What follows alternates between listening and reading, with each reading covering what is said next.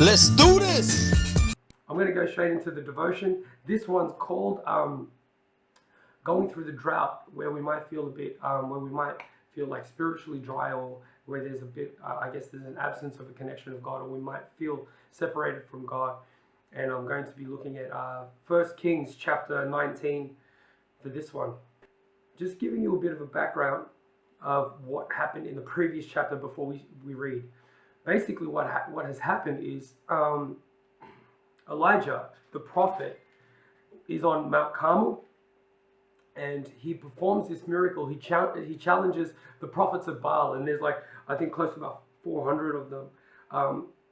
Well, there's a lot of them, and there's basically a standoff. The standoff between Elijah, the prophet of the one true God, and then the prophets of Baal, or Baal, and all of a sudden they start having this this competition of this burning altar to see who will consume, which God will consume the sacrifice.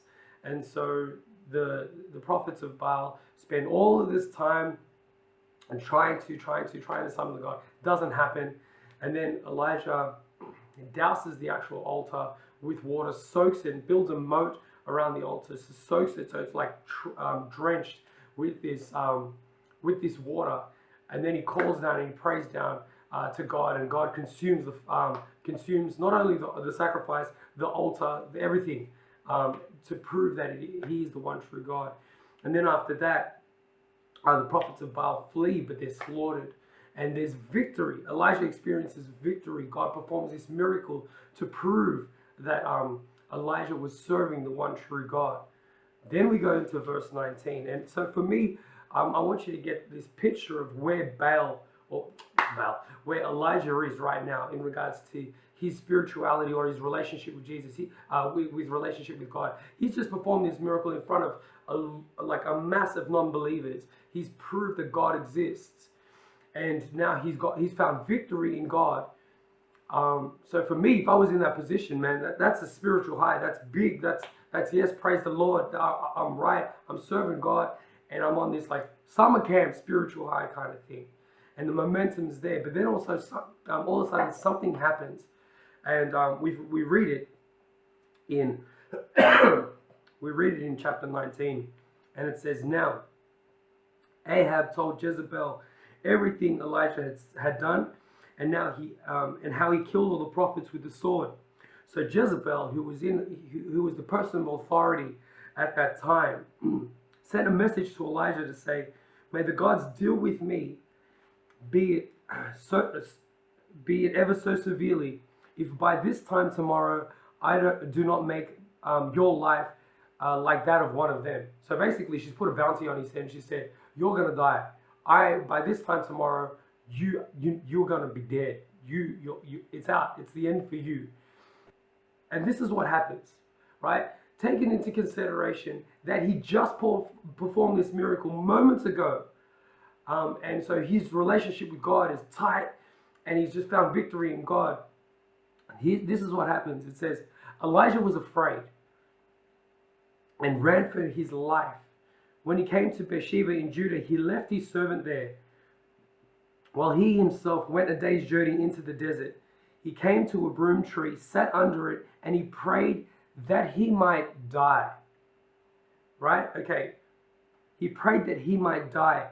And then he said, "I have had enough, Lord," he said. "Take my life. I am no better than my ancestors." Where did that faith go? Where did that momentum go? Where did that, that fire for God go?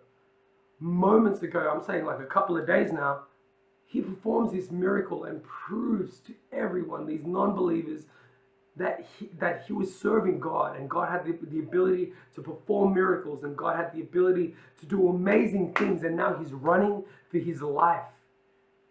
And for me, that this kind of shows a massive conflict in these two pillars, and it's a fight, whether it's fear or faith.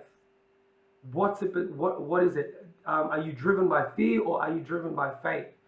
When things were good on Mount Carmel, when he's praying to the Lord and he's saying, "God, show yourself," and God shows himself, that's faith. That's yes, awesome. But all of a sudden, with Jezebel's threat, and the bounty on his life, all of a sudden that changes. The circumstance changes, and now he's running for his life. And he's now driven by fear. His beliefs, his thoughts, his actions are all driven by fear.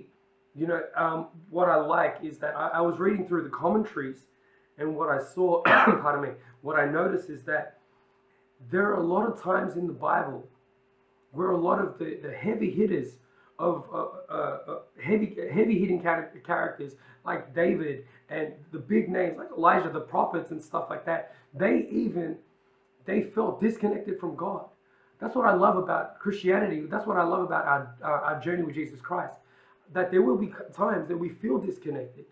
The Bible is not talking about stories of people who had a perfect relationship with Jesus Christ or who were perfect in their faith. Absolutely not. It was mainly like, I'm going to read you a couple of passages and hopefully they resonate, especially during this time. Because it was easy for us to praise God and and go to church and celebrate God together. But from the last two to 3 weeks, especially in Australia, where circumstances have completely shifted and things are completely flipped upside down in regards to work, in regards to economics, in regards to how we do church, how we meet together. A lot of these things are now upside down, and now we think, where is God in all of this? Where is this? And I just want to read a couple of passages that you might be able to resonate with. This is found in Job 13:24. And it says, why do you hide your face and consider me your enemy? This is Job talking to God. And in Psalms it says, why, Lord, do you stand far from me? Why do you hide yourself in times of trouble? Why do you hide yourself in times of trouble? Are you feeling that right now? Is that the prayer that's on your heart? Because when I'm hearing about people losing their jobs, people not being able to pay mortgage, people not being able to buy things, or not knowing where their next meal is going to be. Psalms 88, it says, why, Lord, do you reject me and hide your face from me? I love that in the Bible, it gets real. This is where the prophets and the big ambassadors for God at the time are being real with God, are connecting or are pleading with God, saying, are you, why do I feel so separated from you? Or why does it seem that you're so separated from me? And not only just me, my community, my world. And it's funny that being in a sense, I guess being in this position of fear, we start thinking about that. We start, I guess, our motives, our agenda, our belief, ultimately our foundation starts being set by that. Instead of faith, it becomes fear. I can definitely say in my personal life, I know when I'm driven by fear and I know when I'm driven by faith. And they're two different people. We'll continue reading in the Bible, in the Word, continue in the story. And it says, take my life, Lord, I'm no better than my ancestors. Then in verse 5 it says, then he lay down under the tree and fell asleep. At once, an angel touched him and he said, get up and eat. He looked around, and there by his head was a cake of bread baked over the hot coals and a jar of water. He ate and drank, and then he lay down again. What I love about this is even though Elijah felt that God had rejected him, even though Elijah had felt that God was so far from him, it said immediately, as soon as he fell asleep, bam, straight away, he was woken up by an angel. He said, get up and go get something to eat. And God provided for him. An angel of the Lord provided for him, gave him, he saw bread and he saw a jar of water. It said at once an angel touched him and said, get up and eat. I love that irrespective of how far we think God is from us, he hears our prayers. He knows us. He's journeying with us. He's right there next to us. He's in the trenches with us. And for me, I believe that I'm a true believer that God has not separated himself from us. God has not, rejected us. God is not hiding his face from us. But it's the fear in me that is causing me to doubt. It's the fear in me that's causing me to think that maybe God has left. And so this is what I like. This is the solution that God provides. I love the fact that he keeps it simple. The first thing he says, hey, I know this. I know why you're like this. I know why. It's because you're drained, you're spent, you're finished. you're exhausted, you've got nothing left. You know, for me, you know, when I go for big, when you go and you've got, you know, when you're spiritually on fire and you've got that momentum, just maybe from summer camp and stuff like that.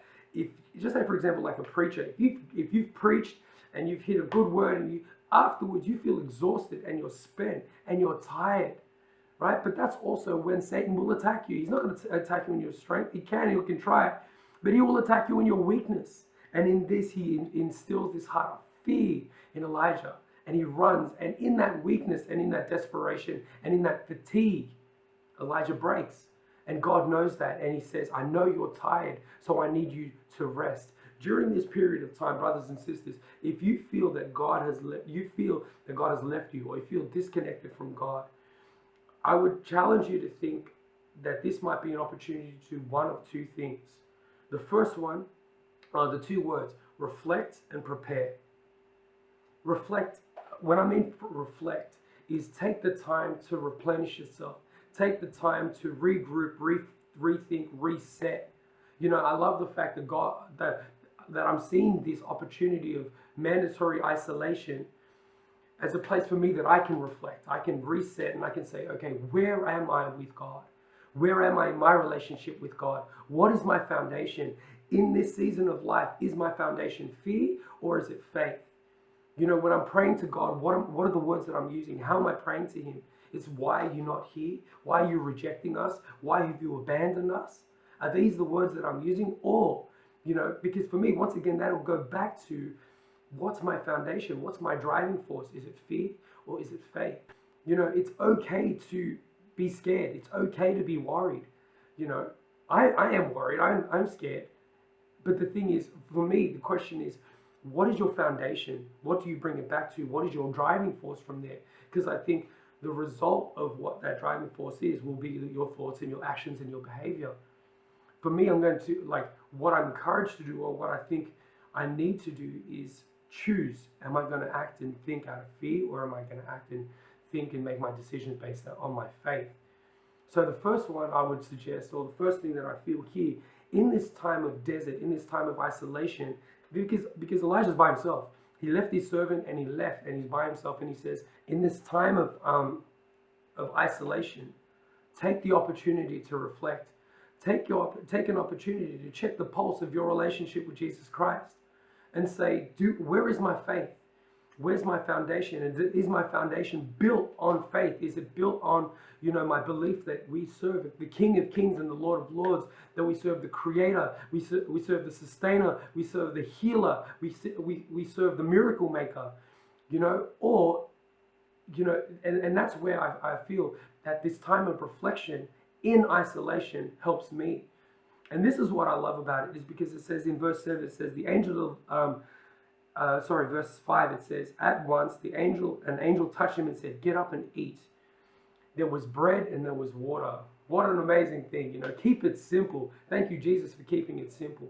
You know, thank you for giving us the bread of life. You are the bread of life, and then you are the water that never runs dry. You know, symbolically speaking, he's like, hey, you know what? Let's go back to basics. Don't worry about, you know, the house, the car, the mortgage, this, that, and the other. Let's go back to basics and just get me. Understand me, know me, experience me, because that's where your foundation will start. Because that's where I want your faith to be in, not in the world, but I need your faith to be built in me. And Jesus is saying, you know, here's some bread, and He gives us the bread of life. He gives us the Word. Yeah, He gives us the Bible. He gives us the water, the water that never runs dry. And Jesus is saying, if I dwell in you, that's where you're going to, you know, you're going to celebrate the fruits of the Spirit. You're going to have love. You're going to have joy. You're going to have peace, irrespective of the circumstance. In verse 7, it says, the angel of the Lord came back a second time and touched him and said, get up and eat, for the journey is too much for you. So he got up and ate and he drank. So all of a sudden, God is saying, hey, I am not doing this for you just so you can be healed and you can go back to, you know, where you were before. He's saying the journey ahead is going to be too much for you, so you need to prepare. For me, this is also an opportunity, and I think this is the challenge now. because God is talking to me and he's saying, Beez, I think the situation is going to get worse before it gets better. Unfortunately. I don't know what, like for me, I don't know what tomorrow holds, but Jesus, speaking to me in this season, he's telling me this is not only a time for reflection. This is not only a time for you to check where you are with me, but this is also a time for you to be prepared for what tomorrow is going to bring. 2 weeks ago, I was in Bali and I was living it up and I was partying in a resort and I had a great time with friends and family. The week after that, I'm in quarantine. I'm not allowed to leave my house. And, all of a sudden I'm told that churches need to shut. This week, we're told that everything is shutting down and we might potentially go into lockdown. And Jesus, for me, in this passage is saying it's not just a time of reflection, but a time of preparation as well. Because in this passage, in verse 8, he said, so he got up and drank. Strengthened by the food, he traveled 40 days and nights until he reached Horeb, the mountain of God. And then he went into a cave and he slept. God was preparing him. He said, Elijah, right now you are weak. In your weakness, it'll be tough. But I'm going to prepare you. I'm going to strengthen you for what's to come. And for me, I feel God is speaking to us right now saying exactly the same thing.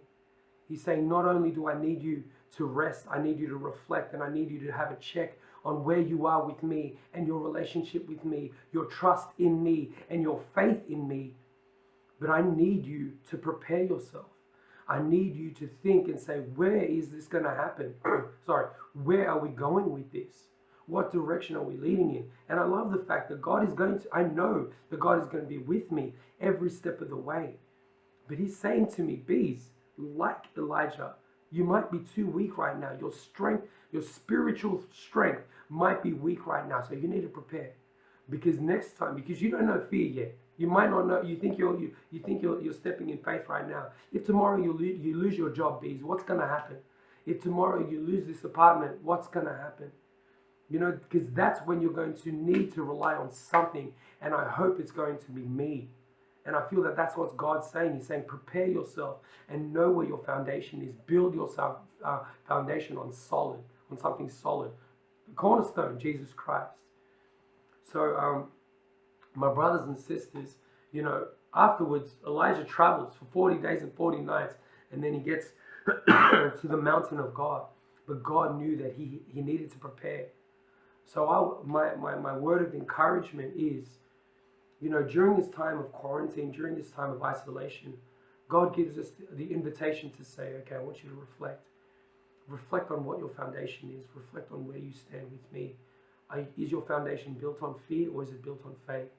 Because at the end of the day, your decisions and your actions and your behavior will be driven by one of the two.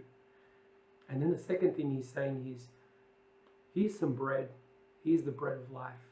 And here's water. Here's the water that will never run dry, and I'm offering it to you. Get up and have and eat and drink.